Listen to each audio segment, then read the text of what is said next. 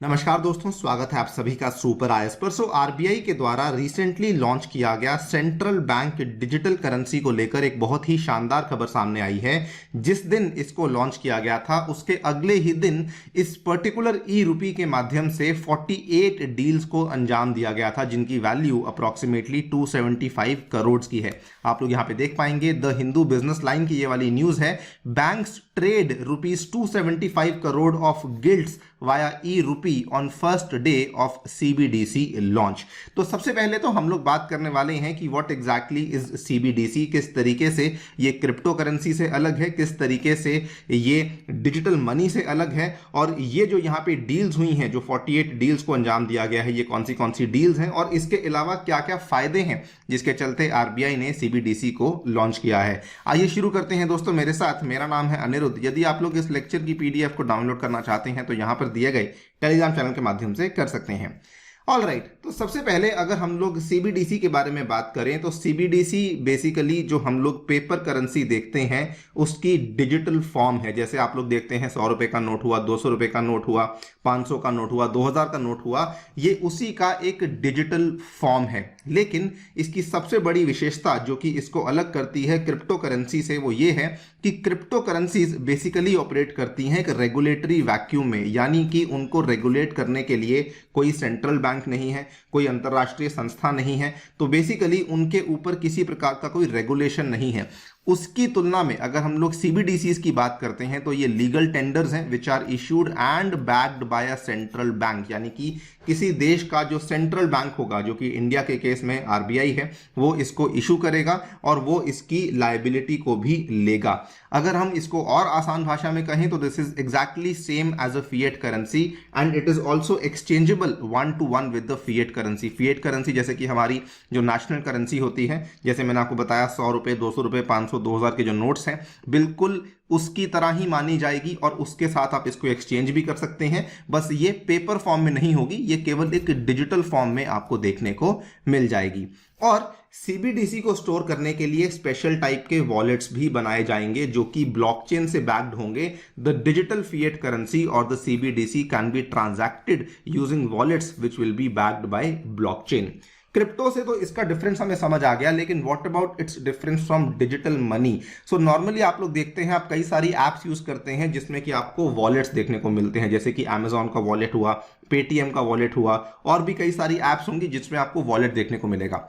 लेकिन वो सारे के सारे जो वॉलेट्स हैं they are generally backed by a commercial bank. For example Paytm का जो वॉलेट है it is backed by the Paytm bank itself. लेकिन अगर हम सीबीडीसी की बात करते हैं तो इस केस में CBDC would be a liability of the Reserve bank. ये भी डिफरेंस है कि सीबीडीसी की जो पूरी की पूरी रिस्पॉन्सिबिलिटी है वो कोई भी कमर्शियल बैंक नहीं बल्कि इंडिया का central bank, that is the Reserve Bank of India, ही लेने वाला है। These are the differences between CBDC and the digital money as well.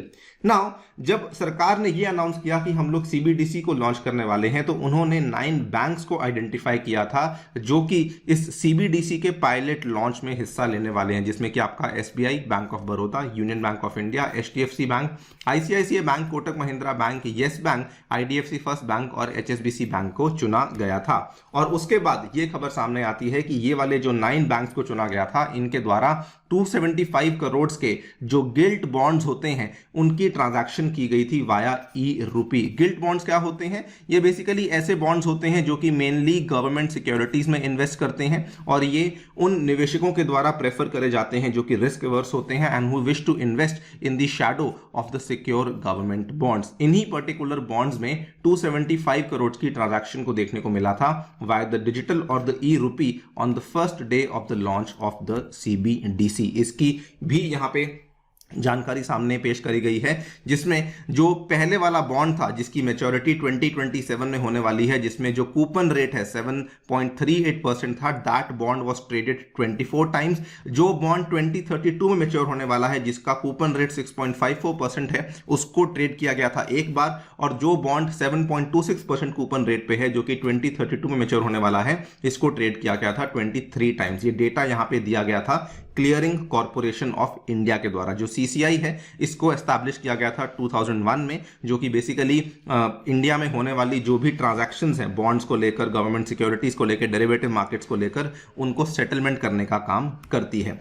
Now इसके बारे में पूरी डिटेल्स भी यहाँ पे दी गई हैं। पहली डील जो है it was between countries largest bank SBI and another state owned bank that is bank of Baroda, और बाकी जो डील्स थी वो यहाँ पे एसबीआई के द्वारा हुई थी, आईसीआईसीआई बैंक के द्वारा हुई थी, इवन आईडीएफसी फर्स्ट बैंक के द्वारा भी डील्स को कंप्लीट किया गया था। क्या क्या फायदे हैं उसको समझ लेते हैं। सबसे पहला फायदा जो कि हमें बॉन्ड्स के केस में देखने को मिला वो ये था कि जो अब हमने सीबीडीसी के माध्यम से जब बॉन्ड्स की बेच और खरीद करी, जब इन बैंकों ने करी, तो इसका जो सेटलमेंट पीरियड था वो काफी कम हो जाता है। अगर आप लोग नॉर्मली देखते हैं तो नॉर्मली क्या होता है कि जो सेटलमेंट पीरियड होता है बॉन्ड्स के केस में वो T+1 का टाइम पीरियड आपको देखने को मिलता है, जिसमें कि सीसीआईएल को भी इन्वॉल्व होना पड़ता है, that is the clearing corporation of India limited को भी इन्वॉल्व होना पड़ता है। यानी कि किसी एक बैंक ने खरीदना है तो वो बेसिकली उसकी जो रिक्वेस्ट है वो जाती है सीसीआईएल के पास, सीसीआईएल उसके बाद जो बेचने वाला है उसको रिक्वेस्ट को भेजता है, फिर उसको पूरा करता है। ऐसा करने में T+1 डेज लग जाते हैं।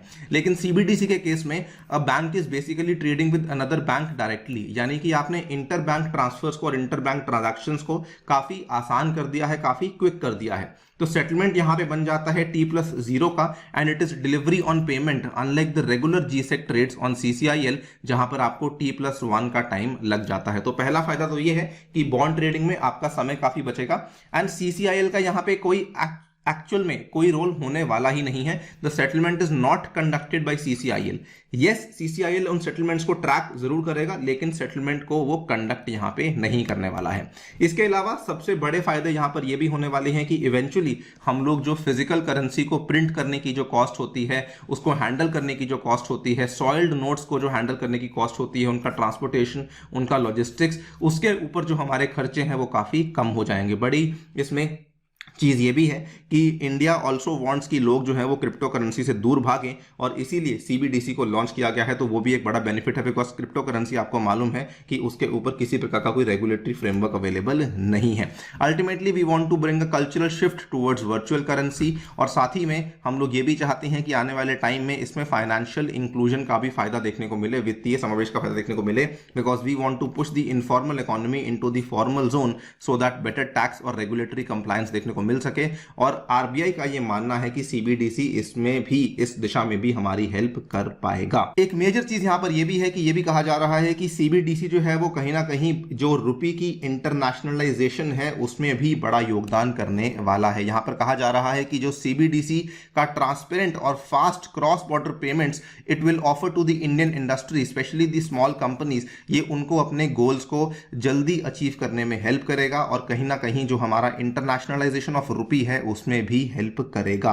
एंड वंस हम लोग रुपये की इंटरनेशनलाइजेशन को कर लेते हैं तो उस केस में जो वॉलेटाइल फॉरेक्स मार्केट्स का जो भारत के ऊपर इंपैक्ट पड़ता है वो भी काफी कम हो जाएगा। सो आज जिस वॉलेटिलिटी के दौर में हम लोग जी रहे हैं उसमें भी सीबीडीसी एक बड़ी योगदान करने वाला है। ये कई सारे फायदे हैं जो कि सीबीडीसी से हमें मिलने वाले हैं। क्या इसमें कुछ चैलेंजेस भी हैं, कुछ चुनौतियां भी हैं?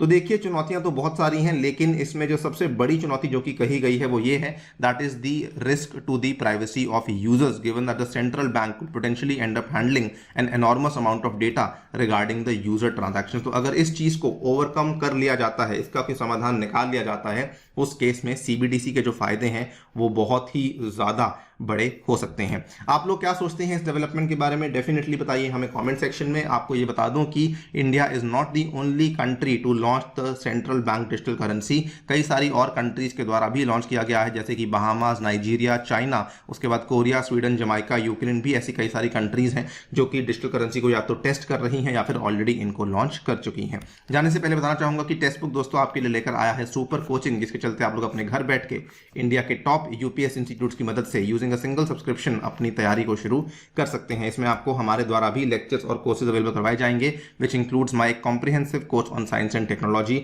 जिसमें कि आपको लास्ट 10 ईयर्स के पीवाईक्यूज भी अवेलेबल करवाए जाएंगे। ये सभी चीजें आपको मिल सकती हैं मात्र 27,000 रुपीज पर एनम में, अगर आप लोग मेरा कूपन कोड अनिरुद्ध यूज करते हैं। Thank you so much for listening, stay tuned and stay safe.